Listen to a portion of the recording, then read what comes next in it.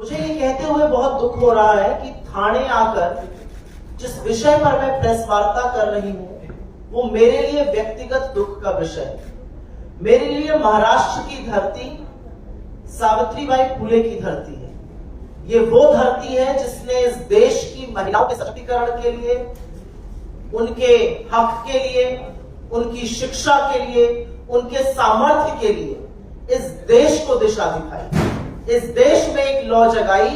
और उस धरती पर मैं बच्चियों के साथ स्कूल में जो हो रहा है और सरकार जिस लीपापोती में लगी है उस पर आकर प्रेस वार्ता करने को मजबूर हूं, इस बात का मुझे दुख है। मुझे दुख है इस बात का कि महाराष्ट्र, जहां पर स्त्रियों ने, नारियों ने, चाहे वो आजादी का आंदोलन हो या उसके बाद एक सशक्त भूमिका निभाई है, आज वहां पर महिला के हक की, महिला के सच बोलने की ताकत का दमन किया जा रहा है। मैं ज्यादा कुछ नहीं कहूंगी, मैं वही कहूंगी जो बंबई का हाईकोर्ट कह रहा है। बॉम्बे हाईकोर्ट ने जो कल कहा है मैं उसी को आपके सामने रिपीट कर देती हूं, उसके बाद संक्षिप्त में बयान देकर आपके सवालों का सामना करूंगी।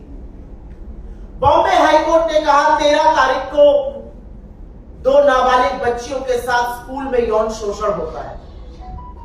16 तारीख को एफआईआर बमुश्किल लिखी जाती है और एफआईआर तब लिखी जाती है जब माता पिता को 11 घंटे पुलिस थाने में बिठाया जाता है। उसमें से एक मां गर्भवती है, वो पेट से।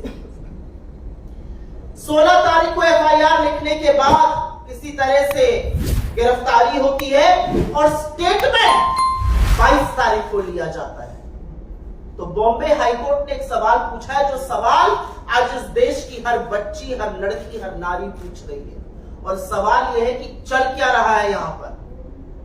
और एक बात और यहां पर कहनी जरूरी है कि 20 तारीख को जब लोगों को लगा कि कोई कार्रवाई नहीं हो रही है, जब लोगों को लगा उनकी अनसुनी हो रही है, जब लोगों को लगा कि सरकार अपने सरकारी कार्यक्रमों में व्यस्त है, जब उन्होंने सड़क पे उतर के प्रदर्शन किया, जब उन्होंने घेराव किया, जब उन्होंने रेल रोकने की कोशिश करी, तो 500 से ज्यादा लोगों पर एफआईआर हो जाती है।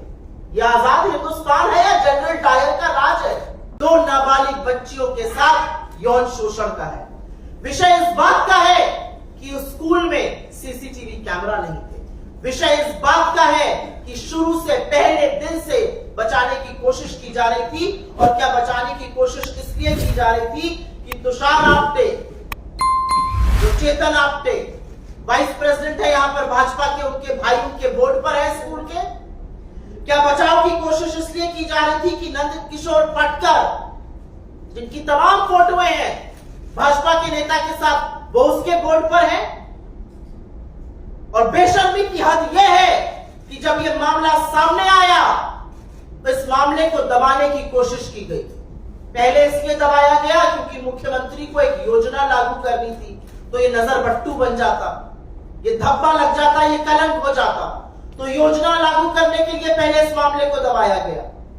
और उसके बाद ये सीएम का गृह राज्य है, ये मुख्यमंत्री का गृह राज्य है, ये मुख्यमंत्री का गृह क्षेत्र है। 15 तारीख को वो थाने में रहते हैं और उसके बाद वो बेटियों से मिलने की साथ नहीं लेते हैं, वो परिवार से नहीं मिलना चाहते हैं, वो बच्चियों के माता पिता से नहीं मिलना चाहते हैं, बूढ़े दादा दादी से नहीं मिलना चाहते हैं, जो आशंकित है। बच्चियों ने स्कूल आने से मना कर दिया है। ये आपका गृह क्षेत्र है।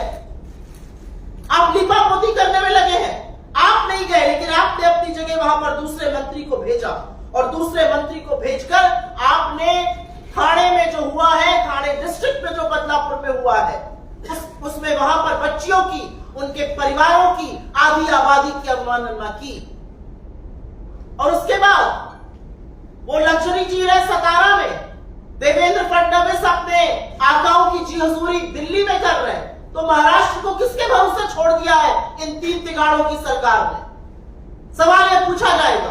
और सवाल इसलिए पूछा जाएगा क्योंकि महाराष्ट्र, मेरे आंकड़ों के अकॉर्डिंग नहीं, इस देश में नेशनल एनसीआरबी क्राइम ब्यूरो के अकॉर्डिंग महाराष्ट्र में 21,000 के करीब बच्चों का यौन शोषण हर साल हो रहा है। नंबर 1 है बच्चों के खिलाफ यौन शोषण में महाराष्ट्र। क्या कर रही है ये महायुति की सरकार? चीफ मिनिस्टर कल आके अपना सीना ठोक के कहते हैं हमने फास्ट ट्रैक कोर्ट में ये कर दिया, वो क्या किया आपने? कहां से आती है हिम्मत लोगों को कि 2 नाबालिग 4 साल की बच्चियां, मेरी भी बच्ची है, आपकी भी बच्चियां हैं, क्या हम आंख में आंख डालकर ये कह सकते हैं कि वो बच्चियां सुरक्षित हैं?